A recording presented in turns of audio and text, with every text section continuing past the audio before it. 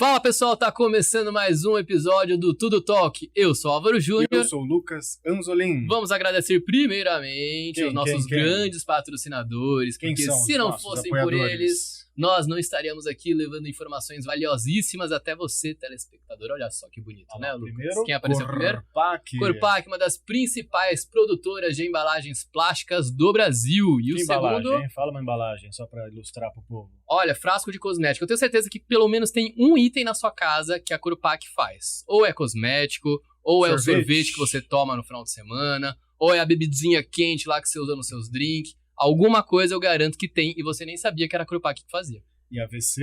AVC Engenharia e Construções, para quem quer construir, seja só obra residencial, só obra industrial, seja reforma, seja para pegar do zero, seja qualquer serviço industrial que você possa imaginar, eles fazem. Inclusive, participamos em um, né? Pensou em obra, eles cuidam. Custo-benefício maravilhoso. A gente esteve nas obras, né? Visitando. Sim, então a gente pode falar que é um serviço realmente, gente, diferenciado. E as redes sociais, a gente não falou, né? Pulamos as redes sociais. Tudo tal, que é @Jornal de Jundiaí, caminho para nos encontrar e não falta. E lá no YouTube, peço aquela forcinha para se inscrever no nosso canal, porque o YouTube vai entendendo que o nosso canal é relevante e distribui o nosso conteúdo para mais pessoas. E se bastante gente se inscrever, que meta você quer? Fala um número aí. 10 mil. 10 mil, ele quer 10 mil.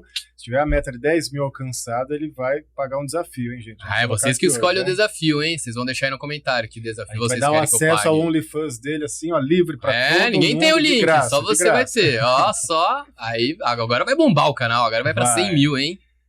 Bora apresentar o nosso convidado, que é meu xará aqui. Pois é. Dr. Lucas Oliveira, cirurgião oncológico. Seja bem-vindo, doutor. Muito obrigado, pessoal. Boa tarde aí. Seja muito bem-vindo. Com ele eu tenho intimidade, mas eu vou deixar a intimidade de lado, porque são anos de amizade. Mas aqui a gente vai tratar de coisa séria, né? Um pouco sério, um pouco descontraído. Não, papo sério com descontração. Esse é o nosso propósito. Acho que esse é o mais importante. Assim. E o mais engraçado foi que assim que eu bati o olho nele, eu reparei que nós estamos parecidos, com as mesmas cores. Aí ele citou um fato que eu não sabia. Então cite pro pessoal, por favor. Eu vim de azul propositalmente. Por quê? Porque estamos no março azul, que a gente fala, né? É de conhecimento de todo mundo que tem algumas campanhas, alguns meses do ano. A gente faz campanha por conta dos casos oncológicos e tudo. E o Março Azul fala o quê? Fala sobre a prevenção do câncer de intestino. Eu até pensei que o Álvaro já sabia. Tava sabendo, né? Eu não. Foi combinado e não me avisaram. Não, eu não sabia, gente. Eu vim de azul porque realmente eu vim de azul. Foi proposital isso aí. Eu acho que foi. Câncer de intestino, é isso? Prevenção? Exatamente. Eu sou cirurgião oncológico, né? Isso até depois eu queria conversar com vocês um pouquinho, que é importante falar aqui que é um cirurgião oncológico. Né? Então explique então já, por favor. Então vamos começar desde já. Cirurgião oncológico é a especialidade que trata de câncer. Então, assim, é uma pessoa que faz medicina, depois faz cirurgia geral, e tem como subespecialidade a cirurgia oncológica. Então, é o médico cirurgião capaz de tratar ali, assim, parte da cabeça e pescoço, mama, pulmão, o abdômen como um todo, próstata e a parte ginecológica. Então é uma área bem extensa, né? E aí você participa de todo o tratamento do paciente ou só, por exemplo, naquela hora crítica que tem que fazer a cirurgia para retirar um tumor? Essa pergunta é muito boa, porque assim, isso é muito importante da gente falar. O momento crítico que é a cirurgia e é o mais invasivo, a gente fala que é o último processo de tudo isso que acontece com o paciente que nos procura. Que a nossa atuação, isso é muito bem definido pela nossa sociedade e tudo, começa na prevenção, que são esses meses. Por isso a cor que você veio hoje, por conta disso. Tá vendo, gente? Foi proposital, vocês acham que não, mas eu já tinha estudado o assunto, já sabia. E a parte da prevenção inclui também os bons hábitos, que o médico às vezes puxa a orelha do paciente, que deixa de fazer. E o que seriam os bons hábitos, por favor? Atividade física, sempre muito importante, e sempre a gente fala muito em congresso, tudo. Alimentação saudável, evitar os maus hábitos, né, tabagismo, etilismo, que a gente tem que puxar a orelha do pessoal aí, porque isso acaba sendo fator de risco para os principais tipos de câncer. Essas campanhas que a gente faz são super importantes também, e os exames que a gente pode fazer. E essa prevenção teria alguma certa idade ideal para começar? Ou, por exemplo, eu e o Lucas, que somos jovens, super jovens, já devemos começar a fazer esse tipo de... Não, assim, o que a gente fala, alguns tipos de câncer têm alguns exames preventivos que a gente faz. Então varia muito, por exemplo, do colo retal, a colonoscopia, mas com uma idade mais avançada. Então, assim, algumas sociedades falam 45 anos, algumas falam 50. Então é uma coisa um pouquinho mais para frente. Mas o que vocês já podem fazer agora é atividade física, os bons hábitos e tudo isso. Isso é uma cultura de sempre e para sempre, né? E os sintomas, assim? Porque o intestino tá ali, de repente tem alguma dorzinha, tem um desconforto. O que leva a pessoa a associar, de repente, que ela pode já tá desenvolvendo um câncer? Lucas, muito variável mesmo. Mas sintomas e sinais que sugerem, às vezes, que o paciente pode estar com alguma alteração, uma lesão que pode ser um câncer. Sangramento anormal pelas fezes. Dificuldade para evacuar. Então, assim, antes tinha um hábito intestinal e aí mudou totalmente o hábito intestinal. Dores são possíveis. Perda de peso não provocada, por exemplo.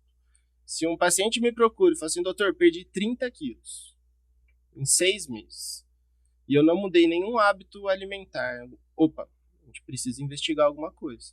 Tem alguma coisa acontecendo. Agora, se é provocado, por exemplo, aumentei o número de atividade, estou comendo diferente, então não. Então é uma coisa que a gente fica mais tranquilo. Então você pensa assim, sangramento, alteração do hábito intestinal, perda de peso excessiva, sem uma justificativa plausível. Isso já são sinais de alerta, que o melhor é procurar um atendimento médico. Tem algum número, por exemplo, da incidência maior em homens, mulheres, é igual? Depende do tipo de câncer. Porque uma coisa que é legal a gente falar também é assim, né? O câncer é um mito, né? Assim, é uma palavra que a gente não gosta nem de falar a respeito. Porque tem muitas famílias, às vezes, que até escondem, né? Assim, o familiar que teve o câncer e tudo. E hoje mudou muito, assim, nos últimos anos, décadas, que a gente vê, assim, o que antes era uma sentença de morte. Hoje tem tratamento. E, assim, quando a gente consegue identificar precocemente a taxa de sobrevida, que a gente fala, o termo técnico para isso, é muito maior, né? Então, assim, o que é o câncer, né? São alterações em células, no crescimento normal da célula. Isso acomete um crescimento anômalo dos nossos tecidos. Só que a gente pensa assim, é o mesmo câncer, por exemplo, que o paciente tem no intestino e um outro paciente tem na mama? Não, são doenças diferentes, abordagens diferentes. O tipo de tratamento é totalmente diferente, fatores de risco são diferentes. Então é como se fosse a gente englobasse várias doenças na única palavra câncer. Então, assim, cada paciente ele tem que ter um olhar individualizado, porque ele vai precisar de um tratamento e uma terapêutica diferente. Fala um pouco sobre os tratamentos, então. Bom, os tratamentos que as pessoas mais sabem e mais têm medo, né? Assim, vou começar com a cirurgia, que é a minha área, que é o procedimento cirúrgico. Então, por exemplo, quando a gente pensa em câncer de intestino, né? A cirurgia, sim, tem um papel fundamental, muito importante. E aí tem a temida quimioterapia, que o pessoal às vezes não gosta nem de comentar, quimioterapia, cai o cabelo e tal. Assim. Quimioterapia nada mais é que um remédio contra um tipo de câncer. Ela também tem um nome genérico, quimioterápicos. Mas são vários tipos de remédio que são considerados quimioterápicos. Então, por exemplo, para o câncer de mama, você vai receber um tipo de quimioterapia, se for a indicação e se for o caso de receber, e do intestino, mesma coisa. Se tiver indicação, a depender do estadiamento, que é a classificação que a gente faz, o paciente vai receber um tipo de remédio ou outro que a gente chama de quimioterapia. Tem também a radioterapia. Né? A radioterapia é como se fosse a gente queimar o tumor. O mesmo processo do raio-x, me desculpe se eu estiver falando uma besteira muito grande, alguém estiver ouvindo um super especialista, mas uma forma de simplificar isso. Mas que a gente, com o maquinário, com os médicos especialistas nisso, a gente emite uma energia que vai possibilitar como se fosse queimar o câncer. Então, assim, também é super utilizado em alguns tipos de câncer. Quando a gente pensa câncer de próstata, câncer de mama, câncer de reto, a radioterapia é super utilizada. A medicina já começou a olhar para a parte mais holística da coisa, levando em consideração certos tratamentos energéticos, ou ainda não? Essa pergunta é muito relativa, porque assim, a gente entende que o paciente não é puramente um número. Tem todo um contexto que envolve. Mas quando e nosso medo, falar dessa parte holística para um paciente que está num tratamento como esse, é a gente não utilizar do que a gente tem como dado científico. Por quê? Quando a gente entra num tema que nem o câncer, que é um tabu para muita gente, tudo que o médico faz, os especialistas sérios fazem, assim, é embasado em evidência científica. Assim, evidência científica foi muito falado agora quando a gente passou em Covid, né? Imagine o mesmo contexto, uma doença que às vezes a pessoa nunca ouviu falar muito, sempre tem alguém querendo trazer um remédio milagroso, alguma coisa do tipo. E isso interfere demais, né? Porque assim, nem tudo não tem risco para esse paciente. Por exemplo, tem coisa que às vezes, você vai tomar tal remédio, vai te ajudar. Um tal remédio vai trazer a cura para você. E não é bem assim que funciona, né? Se a gente vai pensar na parte mais espiritual, é sempre válido. Quando é puro e verdadeiro, né? A fé apoiando o paciente, como ele vai ser tratado. E tudo. Mas já tem algum apoio da sociedade científica perante a isso, por exemplo, de que um câncer pode sim se desenvolver por meio das suas emoções? Não. Não existe nada comprovado? Não, nada. Até porque é muito difícil a gente pensar e fazer um estudo que leve a isso, né? O que a gente tem são mecanismos ali bioquímicos e celulares e tudo, biológicos mesmo, que acabam gerando essa alteração. Seriam anomalias do próprio corpo, então. Exatamente. Porque é isso que você falou, Alvinho, assim, tem muita gente que acredita, né? Por exemplo, um tal tipo de câncer é desenvolvido porque a pessoa guardava muita coisa para ela e por isso que desenvolveu tal câncer. Quando a gente pensa na medicina, evidência científica, a gente não acredita nisso. Assim. E pegando a parte psicológica, não da geração do câncer, mas sim no tratamento. Porque, como você bem disse, até o nome da palavra é um tabu de ser falado. Aí, de repente, a pessoa chega até o médico, lá o oncologista dela, e ele constata que ela está com câncer, ela recebe essa notícia e precisa fazer alguma coisa com essa notícia.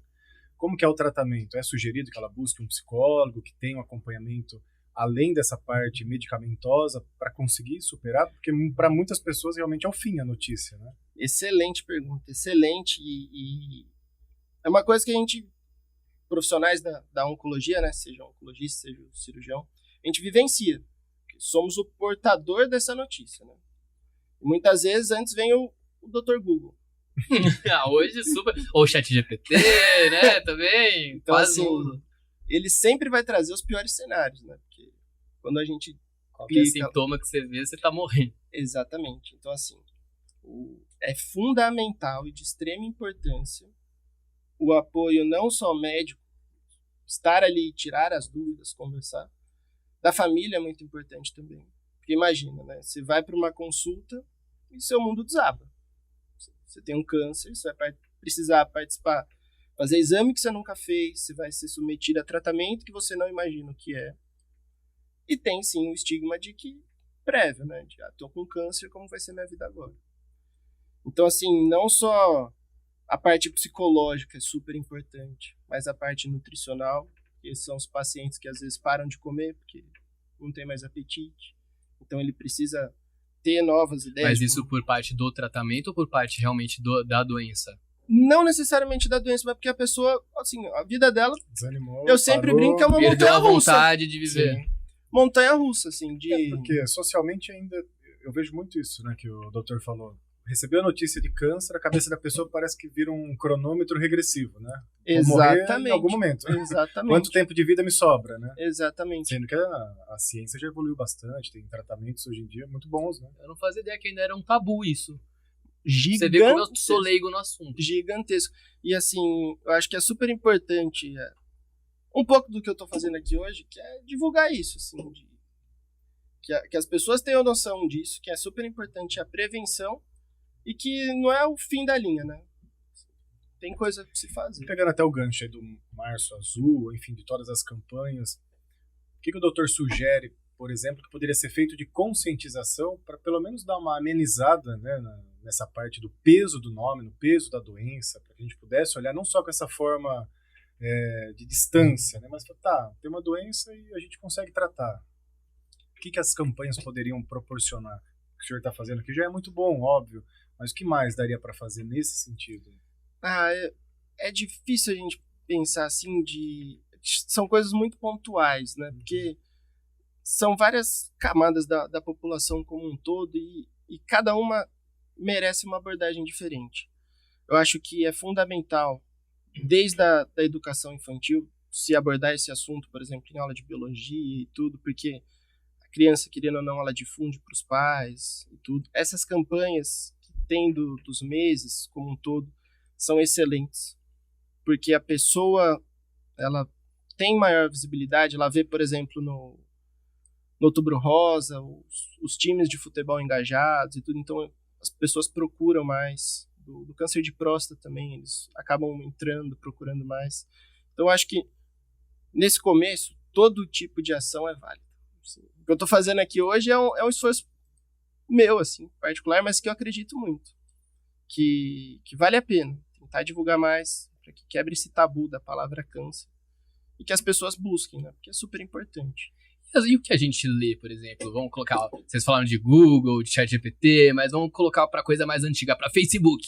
Por exemplo, a gente vê lá estudos que hospitais levam cachorros para pacientes que estão em tratamento do câncer, comprovam uma regressão no câncer, ajudam, ou palhaços que vão, enfim. A alegria realmente ajuda ou não ajuda? Novamente, levando em consideração a ciência hoje. Apoia ou não apoia? Sim, apoia sim. Eu não sei falar de artigo científico, de evidência científica a respeito disso.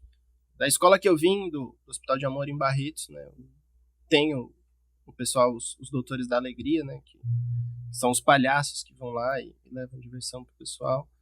Tenho aqui no HU, aqui em Jundiaí, no Hospital Universitário, que foi onde eu fiz faculdade, então eu conheço eles. Tem o pessoal que leva os cachorros para passearem lá, não necessariamente é caso oncológico, né? Mas assim, entenda que o paciente ele precisa de muito cuidado.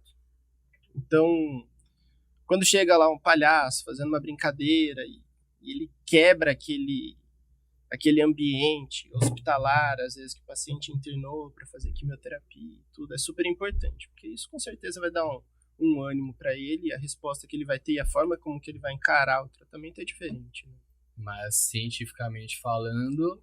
Esse eu vou ficar devendo. Vai me dever uma outra entrevista, então, hein? Eu trago.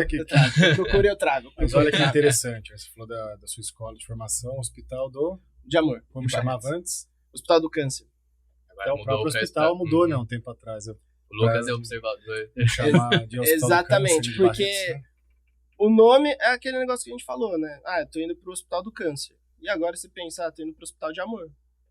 Assim, a mentalidade da pessoa muda, né? Mesmo que não haja, por isso que eu trouxe essa reflexão, mesmo que não haja evidências ainda numéricas, científicas, né, mas na nossa vida há uma predisposição, quando a gente está bem, com a cabeça boa, ou se utiliza de palavras que nos deixam mais animados, de passar por qualquer dificuldade de maneira mais fácil. Com então, certeza. Isso sim é mais fácil evidenciar, cada um na sua casa sabe. Se eu estou feliz, estou com a cabeça boa, qualquer problema que surja, seja de doença, de trabalho, de relacionamento, fica mais fácil de eu passar por aquilo. Agora, se a minha cabeça está lá embaixo, também fica mais difícil, né? Que é o que você falou. Às vezes o paciente, só de ter a notícia, ele já não quer mais comer, que não foi, o relógio começa a contar ao contrário, ele já começa a ver o plano de saúde dele, Deixa eu fazer uma pergunta, seguro de vida, aproveitando tudo, esse né? gancho, doutor, pessoas que são mais tristes, mais depressivas, tendem a desenvolver mais doenças ou não? Não necessariamente. Assim, não tem relação necessariamente com isso, né? As pessoas, assim, são mais ativas e tudo, a incidência como fator de risco, né? Porque, por exemplo, uma pessoa que não pratica atividade física, a alimentação não é tão saudável, acaba entrando em fatores de risco que podem acometer doenças. Você fala mais sobre o fator biológico do que realmente o emocional. O emocional, você acha que então o biológico afeta muito mais do que o emocional? Sim. E desse fator biológico, a predisposição genética é o que mais afeta ou não? Esses maus cuidados? Isso é outra coisa muito legal de falar, assim, porque eu tive uma avó que teve câncer, será que a probabilidade de eu ter é maior? Existe câncer que é hereditário, mas a grande maioria... Existe? Existe, eu já entro nesse assunto. Melhor nem falar, senão o pessoal vai ficar em casa. Melhor nem falar. Calma. Mas o que eu venho falar é para tranquilizar. A maioria dos casos, a grande maioria, é um câncer esporádico. Ou seja, são fatores de risco ao longo dos anos que levam a pessoa a desenvolver o câncer. Alguns casos muito específicos, muito específicos, são hereditários. E aí tem já... O mundo como um todo está evoluindo muito nisso. Para procurar essas famílias que têm esses genes que são alterados e coisas que a gente pode fazer preventivamente. O câncer de mama é um deles, que é muito relacionado, quando hereditário, a uma mutação específica. Então, por exemplo, a mãe da paciente teve câncer, a avó e uma das meninas mais novas tem todo esse histórico familiar. Então, vamos dar uma atenção especial para essa menina, porque ela precisa. Eventualmente, tendo essa alteração, a gente pode fazer coisas preventivas que evitem que ela desenvolva o câncer. Entendeu? Mas a medicina já avançou tanto e vai avançar mais ainda. Hoje a gente consegue determinar a cor do olho de uma criança que vai nascer, certo? Mais ou menos? Conta então pra gente a realidade. Não, assim... Mito... Não, é assim... Dá pra fazer, só não deveria fazer. Não. Mas a gente vai entrar numa questão ética. Exatamente. Onde cruzar a linha, se deve ou não cruzar. Mas pode já fazer isso, dá pra fazer isso. Pode. Assim, então com isso também a gente consegue criar seres humanos melhores. Mas aí a gente entra num ambiente, que é difícil a gente conversar, né? Mas é gostoso a gente conversar sobre isso. Não, com certeza. É importante conversar sobre isso, porque é o futuro. Talvez sim, mas assim, você vai predeterminar geneticamente uma pessoa? Não sei até... Se isso vai curar ela de uma futura doença, por que não? Mas até que, por exemplo, se você descobrisse hoje, a gente fizesse um mapeamento seu, e você descobrisse que com 80 anos você teria uma doença neurovegetativa, por exemplo. Você ia perder a noção de quem está ao seu lado e tudo. Você faria esse teste? Eu não faria, porque assim, eu acho que a vida pode acabar a qualquer momento. Então, sei lá se eu vou chegar até os 80. Então, o que você acha, Lucão, dessa possibilidade? Também, Aí você pensa numa pessoa que faz e ela descobre que aos 85 anos ela vai desenvolver isso. Não sei os motivos que levaram a pessoa a fazer, mas ela descobriu. A pessoa tem 22 anos, ela sabe que com 85. Pensando em 85, uma idade já avançada, né? Assim, a gente conhece muitas pessoas com 85 anos. Como que vai ser a cabeça dessa pessoa com 22 anos, sabendo que ela está sentenciada a 85 anos, ela ter essa doença? Que seria o ponto final. Mas não está sentenciado. Mas interfere nas escolhas dela. Então, com assim, certeza. é uma coisa... É uma probabilidade, certo? Não é que ela vai ter. Que ela tem, assim, por exemplo. Se a gente pudesse fazer isso. Com 85 anos você vai ter isso. Eu não sei se eu ia querer fazer esse teste também, não. Também não faria, não. Porque, por exemplo, quem garante que você não atravesse a rua daqui um mês, seja atropelado? Amanhã a gente pode não estar aqui, mas hoje a gente tá aqui gravando nós Será quatro. Nosso último episódio hoje. Amanhã, mas é verdade, amanhã a gente pode não estar mais. Pelo amor de Deus. Mas eu digo assim, na questão Mas eu digo assim, na questão da mudança genética, que eu apoio é pra criar seres humanos mais saudáveis. Isso eu apoio.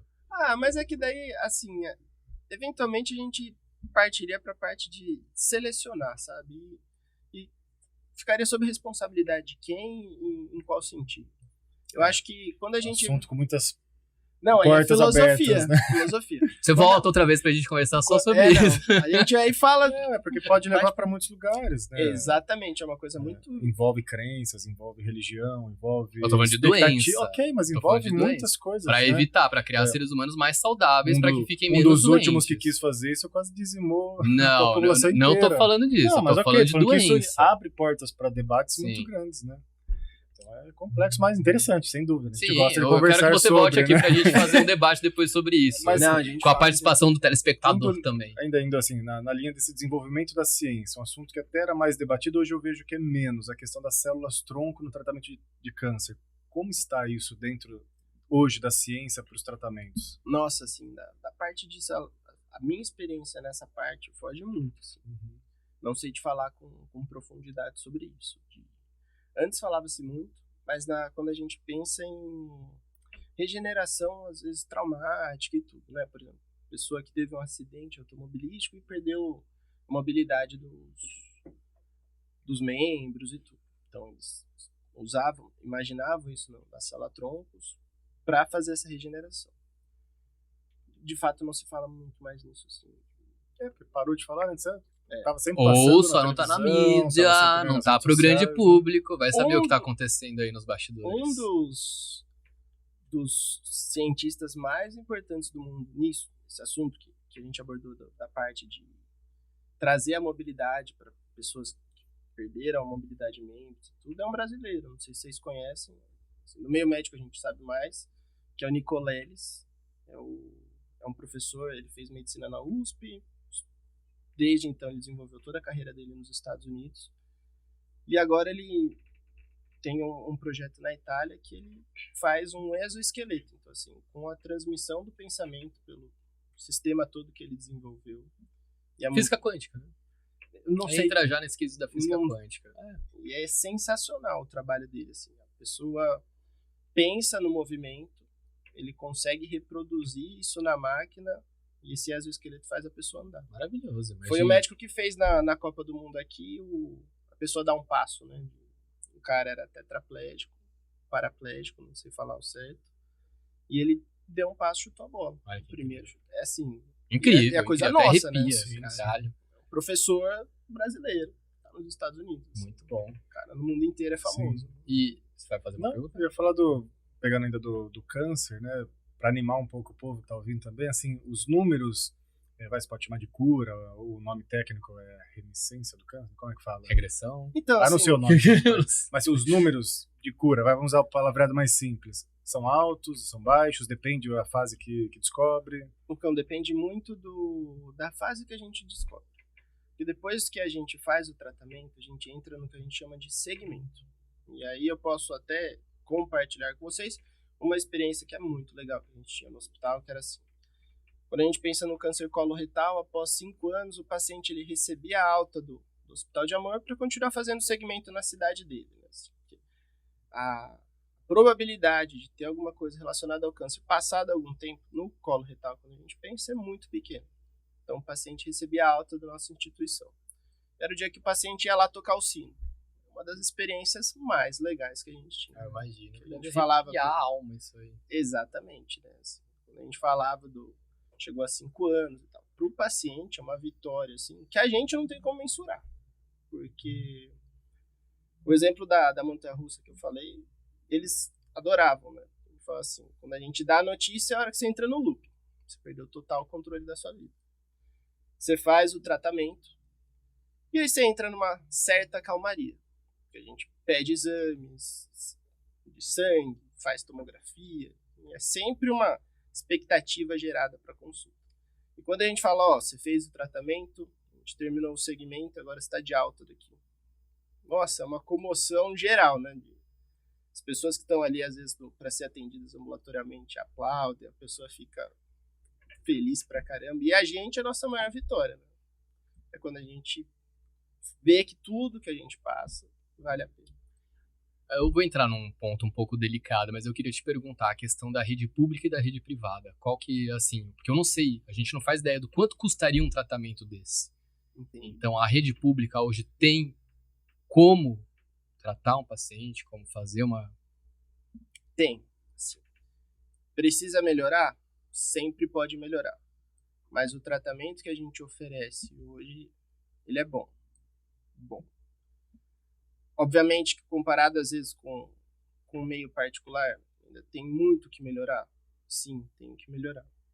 Mas o atendimento primário que a gente fala, que é o paciente que vai fazer o exame de prevenção e depois chegar no atendimento terciário, que é quando faz a cirurgia, passa pela quimioterapia e tudo, ele é estruturado. Às vezes é difícil porque o câncer ele é uma doença difícil. Então ele requer muito que o paciente vá atrás, ele precisa estar atento às consultas que ele vai passar, os exames que ele vai fazer. Então, assim, acho que a parte da conscientização que a gente sempre fala ainda precisa melhorar. Sabe, da unidade básica de saúde, reforçar isso para os pacientes, ter palestra ali que seja mensal, que seja trimestral, mas que fale sobre a doença para quebrar esse paradigma, que o paciente busque, fala, tive um sangramento anômalo. O paciente não vai falar isso, né? Falou, doutor, sangrei por aqui e antes eu não sangrava. Tá tudo bem? E o médico lá na atenção básica fala assim, não, vem cá, vamos pesquisar, talvez seja o caso de mandar lá para o cirurgião oncológico, talvez seja o caso dele ver e pedir alguns exames mais específicos, que daí é onde eu tô, né? Bacana. O tempo tá estourado. Tem que voltar outra vez, né? Você quer fazer mais alguma pergunta? Não, eu queria ficar aqui batendo papo, porque tem tanta pergunta ainda pra fazer, mas o tempo tá estourado. Você volta então, mas melhor. Pode deixar. Eu vou guardar aqui minha pergunta pra próxima entrevista. A gente deixa um mês que a cor seja boa também. Tá bom. Aí você retorna então, tá? Mas muito obrigado pela sua presença, doutor. Amigo do meu coração, que eu conheço há anos. Parabéns, é um orgulho te ver onde você tá, cara. Muito obrigado. Quer deixar suas redes sociais, doutor? Se tiver, claro. Eu não câmera. Eu não tenho Ou deixar algum recadinho, pessoal, aqui. Pessoal, acho que assim, a dica é prevenção, né? Hábitos saudáveis e prevenção. Das redes sociais, eu não sou ainda... Sou bom nisso ainda. Vamos trabalhar nisso, então, por favor. Vamos conversar sobre marketing, tá bom? Nos bastidores. Nós temos as nossas. Sim, Tudo Toque Podcast, que a gente mudou o arroba, a gente deu uma fugida aqui, mas eu lembrei. Jornal de Jundiaí. Isso aí. Então é isso, agradecer novamente nossos patrocinadores, Corpac e VC Engenharia e Construções. Nosso muito obrigado por você, pela atenção. Deixa aí nos comentários se você gostou, deixa seu engajamento, deixa seu like, se inscreve no canal. Beijo, até a próxima.